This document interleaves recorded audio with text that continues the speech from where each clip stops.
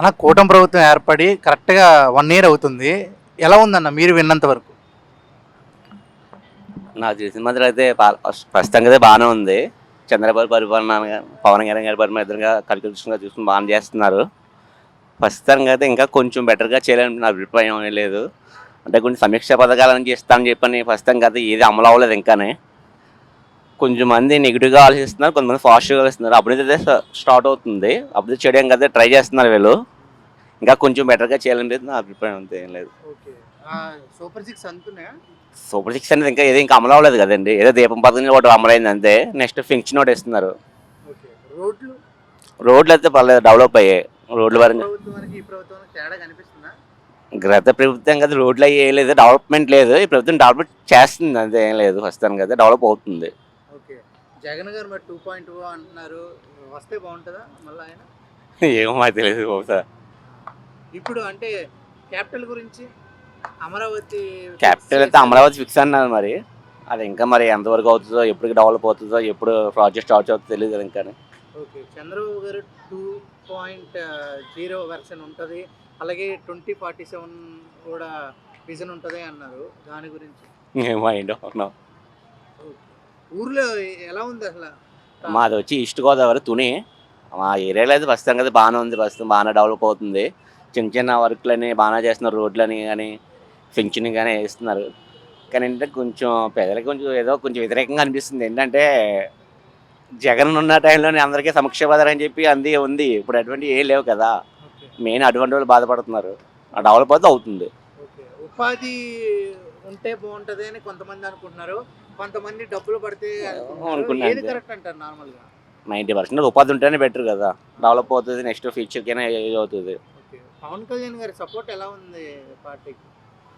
పవరంగా super 100% ఉంది. ఆయన చేసిందని చేసుకుని పోతున్నారు. ఇంకా అటవీ శాఖ కానీ, గ్రామీణ అభివృద్ధి కానీ, ఇంకా నీటి పారుదల శాఖ కానీ, ఆయన ఐటీ కానీ ఇవి చూసి మొత్తం చేసి బాగానే ఉంటుంది. ఓకే. పక్కనున్న పిఠాపురం గురించి చెప్పండి. పిఠాపురం నాకు తెలిసే ఏరియా అది. పిఠాపురం బాగా డెవలప్ అవుతుంది. బాగా ఫస్ట్ 99% డెవలప్ అయింది అది. ఓకే. ఎలా ఉండిపోతుంది అంటారు ఫ్యూచర్ ఉన్న సంవత్సరాలు? అంటే ఎలా ఉంటే బాగుంటుంది అంటారు? ఇంకా కొంచెం డెవలప్ చేస్తే బెటర్ అనిపిస్తుంది. ఇంకా ఏంటంటే వాళ్ళకి ప్రజలకు ఇస్తానయ్యి ఏదో కొంచెమైనా ఇవ్వడానికి ట్రై చేస్తే బెటర్ అనిపిస్తుంది. కొంతమంది ఏమో డబ్బులు లేవు అప్పుడే ఏం చేయాలి అంటారు, కొంతమంది ఏమో ముందే ఆలోచించాలి కదా ఇచ్చే ముందు అనేసి, మాట ఇచ్చే ముందు అని అంటారు. ఏది కరెక్ట్ అంటారు అసలు?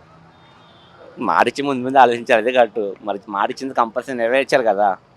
ఓకే. ఓకే. ఏపీలో కూటమి ప్రభుత్వం ఏర్పడి కరెక్ట్గా సంవత్సరం అవుతుంది సార్. అవును. ఎలా ఉంది సార్ మీరు విన్నంత వరకు ఏపీలో రాజకీయాలు? ఏపీ రాజకీయాలు ఓకే బాగానే ఉన్నాయి, అంతా గ్రోయింగ్. ఓకే. గత ప్రభుత్వానికి ఈ ప్రభుత్వం ఏమైనా తేడా కనిపిస్తుందా? మనకు అంత రాజకీయాలు ఐడియా లేదు, బట్ న్యూస్ కానీ అంతా చూస్తుంటే ఓకే గ్రోయింగ్. పథకాలు గట్ట అందుతున్నాయని తెలుసు. అది మనకి ఎలిజిబులే కాదు, మన పథకాలకి లేవు మనం eligibility, okay. But still all good. Okay. అది. Thank you. సార్ కూటమి ప్రభుత్వం ఏర్పడి ఈ రోజుకి 1 ఇయర్ అవుతుంది. మీరు విన్నంత వరకు ఏపీలో పాలిటిక్స్ ఎలా ఉన్నాయి ఏంటి? ఏపీలో పాలిటిక్స్ అంటే పెద్దగా గురించి తెలియదు, కానీ మనం న్యూస్ చూసి తెలుసుకోవడం తప్ప ఇంకా లేదు, తెలీదు. 1.5 ఇయరే కదా. కరెక్ట్ 1 ఇయర్ అయింది. 1 ఇయర్ అయింది దగ్గర దగ్గర. మీరు చెప్పడం బట్టి నాకు ఐడియా లేదు. Okay, better, not bad. అంటే నెగిటివ్ తక్కువ ఉంది, పాజిటివ్ ఎక్కువ ఉంది. పంచాయతీ పవన్ కళ్యాణ్ గారు డిప్యూటీ సీఎం నుంచి అక్కడ వాళ్ళ ఏంటి, మనం న్యూస్ రెగ్యులర్గా చూస్తుంటాం, ఫాలో అవుతుంటాం కనుక. ఏపీ ఫ్రెండ్స్ ఎవరైనా ఉన్నారా? ఉన్నారు. వాళ్ళు ఏం చెప్తున్నారు నార్మల్గా? అంటే పెద్దగా డిస్కషన్ ఏముండదు. మనం న్యూస్ ఫాలో అవుట్ చేయడం వల్ల, చూడడం వల్ల మాత్రమే మనం తెలుసుకున్న నాలెడ్జ్ ప్రకారం చెప్తున్నాం అంతే. తెలుసుకున్నంత వరకు పథకాలు అందుతున్నాయండి. పథకాలు అందుతున్నాయి, ఓకే. బెటర్. మహానాడు చూసారా? లేదు, చూడలేదు. నేను ఆ టైంలో వచ్చి సంథింగ్. ఓకే. మహానాడు కడపలో పెట్టడం ఎంతవరకు కరెక్ట్ ఏమంటారు? అది ప్రజలకు ఉపయోగపడేది ఎక్కడ పెడితే ఏంటి, అసలు దానికంటూ ఏంటి? ఇప్పుడు నీకు మంచి జరుగుతుంది, నాకు అది దాని ఉద్దేశం, మహానాడు ఉద్దేశం ఏంటనేది ప్రజలు అర్థం చేసుకోవాలి, అంతే. తెలియదు ఎక్కడ పెట్టామనేది కాదు, అది అందరికి అందుతుంది కదా. ఇప్పుడు బ్రాడ్కాస్టింగ్ ఉన్నాయి, టెలికాస్టింగ్ ఉన్నాయి, దానివల్ల అందరికి యూజ్ అవుతుందా లేదా, ఎక్కడ పెడితే ఏంటి, దానివల్ల ఏంటి, దాని బాబు గారు 2047 విజన్ ఎలా ఉండబోతుంది అంటారు? ఇది అవ్వని చూద్దాం. ఈ ఫస్ట్ అమరావతి డెవలప్ చేసేసుకొని, మనకు ఇప్పుడు ఎన్ని సంవత్సరాలు హైదరాబాద్నే డెవలప్ చేసుకున్నాము, తెలంగాణని డెవలప్ చేసాము. కాబట్టి ఇప్పుడు కంప్లీట్గా తెలంగాణ బతుకుతూ ఉందంటే హైదరాబాద్ మీదే ఇప్పటికీ. సో నా ఉద్దేశం ప్రకారం ఇంకా వెయిట్ చేయాలి. అప్పుడప్పుడే మనం పుట్టిన పిల్లోడు లేచి నడవమంటే నడవలేడు. మనం అప్పుడే వాడి గ్రోత్ని మనం అంటే గెస్ చేయకూడదు. సరే స్టెప్ బై స్టెప్ మనం కూడా వెయిట్ చేయాలి. వాళ్ళు తొందర పెట్టకూడదు. పాలన అది అనేది ఒక రోజులో అయ్యేది కాదు.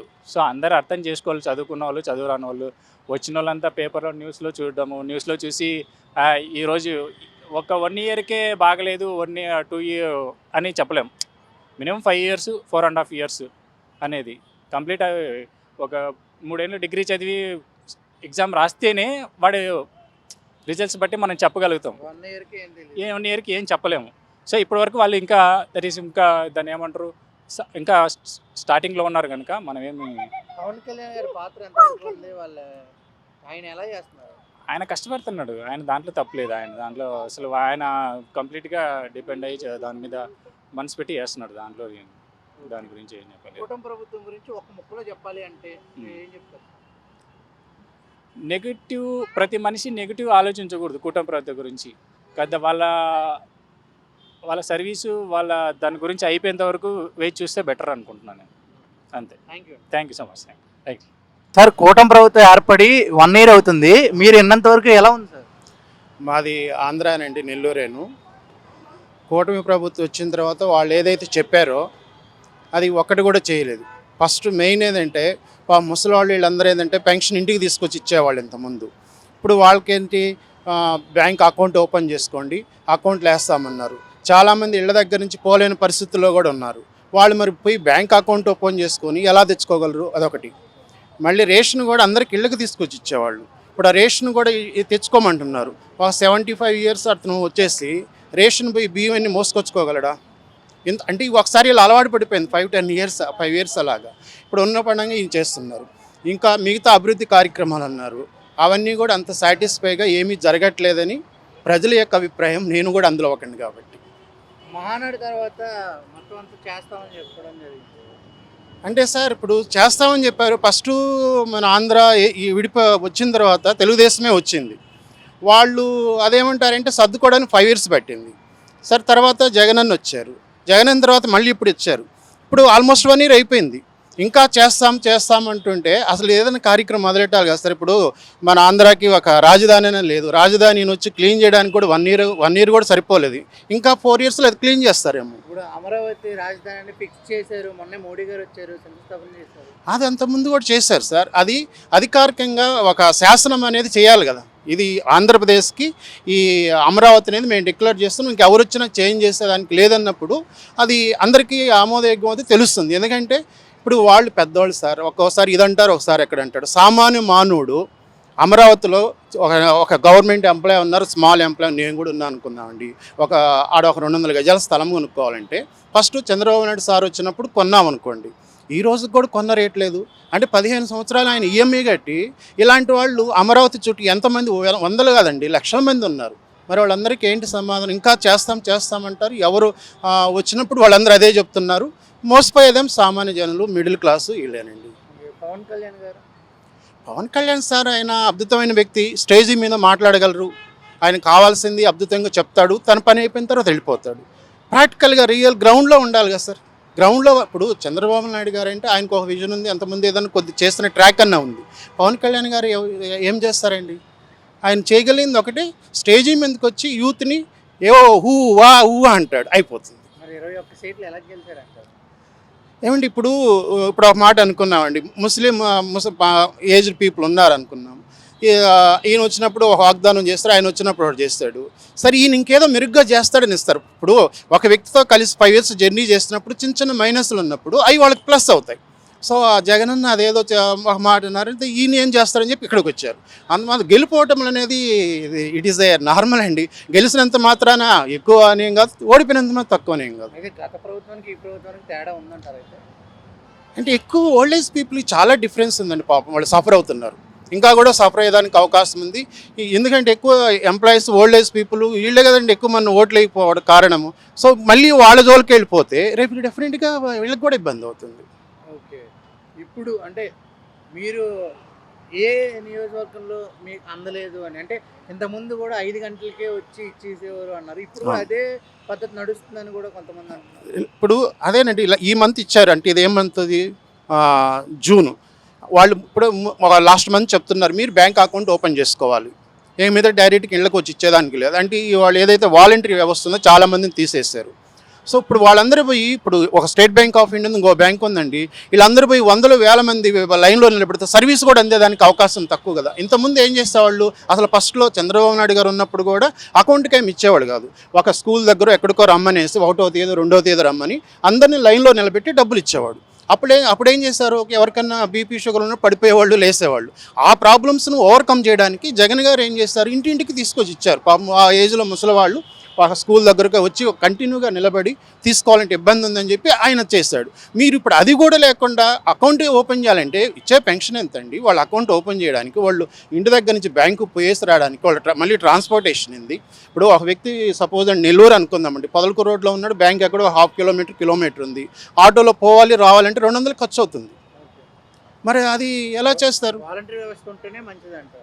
అదే వాలంటరీ వ్యవస్థ ఉంటే మంచిదేనండి, కాకపోతే వాళ్ళకి కన్వీనియంట్ బట్టి ఏదైనా ఇప్పుడు సపోజ్ 10 మంది చేసే వరకు ఇద్దరికన్నా కుదించుకొని ఇళ్ళకి తీసుకొచ్చిస్తేనే బెస్ట్. అది ఇంకా రోడ్ల సంగతి, ఆ రోడ్లు అప్పుడంతా వాళ్ళు ఏం చేయలేదన్నారు, ఇప్పుడు వీళ్ళు కూడా ఇంకా ఏం కనపడలేదు. అంటే 1 year ఈజ్ ఓవర్, మీరు అన్నట్టు 1 సంవత్సరం గడిచింది, ఈ రోజుకైతే ఇంకా ఏం చేయలేదు. చేస్తామనే చెప్తున్నారు, చెప్పింది వింటుంటారు, చేయకపోతే మళ్ళీ జనాలే మార్చేస్తారు. ఇప్పుడు నెల్లూరు అంటున్నారు కాబట్టి అప్పుడు అనిల్ గారు వాగ్దానాలు చాలా చేశారు. అవునండి. అప్పుడు నెల్లూరులో ఏమైనా అభివృద్ధి గట్రా జరిగిందా అప్పటికి ఇప్పటికి? నెల్లూరులో అండి అంతకుముందు కన్నా జగన్ గారి టైంలో కూడా సిటీ అయితే కొంచెం క్లీన్ అండ్ గ్రీన్గానే బాగానే డెవలప్ అయిందండి. పొదలకూరు రోడ్డు కానీ జేఎన్టీ రోడ్డు ఇవన్నీ చూస్తున్నప్పుడు రోడ్స్ కూడా ఇప్పుడు నెల్లూరు టు తిరుపతి రోడ్డు ఇట్లా రోడ్లన్నీ కూడా బాగానే ఉన్నాయండి. కానీ కొన్ని ఏరియాల్లో ఉండకపోవచ్చు. పోలవరం గురించి అంటే అనిల్ గారు చెప్పారు కదా, పోలవరం గురించి అంటే అది ఇప్పటి నుంచి కాదు కదా, ఎప్పుడో నుంచో చెప్తున్నా పెద్ద సమస్య. దాని గురించి మాట్లాడేంత నాలెడ్జ్ కూడా నాకు తక్కువ అండి. ఎందుకంటే అది దాని పేరు చెప్పుకొని ప్రభుత్వాలు మారుతున్నాయి, వస్తూ ఉన్నాయండి. అది ఎప్పటికి అవుతుంది అనేది దేవుడికి తెలియాలి. ఓకే, అంటే పోలీస్ వ్యవస్థ ఎలా ఉంది? పోలీస్ వ్యవస్థ అంటే అండి ఇప్పుడు లా అండ్ ఆర్డరు ఒక్కొక్క టైంలో ఒక్కొక్క విధంగా ఉంటుంది. ఇప్పుడు కూడా ప్రజెంటు మాదిరిగా పర్వాలేదండి, నడుస్తూనే ఉంది. ఒక ముక్కలో చెప్పాలి అంటే కూటమి ప్రభుత్వం గురించి ఏం చెప్తారు? ఒక ముక్కలో చెప్పాలంటే చేస్తామని చెప్తున్నారు, ఇంకా చేసేది ఏం లేదు. ఆల్రెడీ ఉన్నదాన్ని కొంచెం ఖరాబ్ చేయడం తప్ప ఇప్పటికైతే ఏం జరగలేదు. నెక్స్ట్ ఇయర్ కానీ నెక్స్ట్ మంత్ ఏం జరుగుతుందో మనకు తెలియదు. వాళ్ళు ఏం చేస్తారో వాళ్ళు చెప్పింది హామీ నిలబెట్టుకుంటే అందరికీ బాగుంటుందని ఆలోచన. Thank you. థ్యాంక్స్.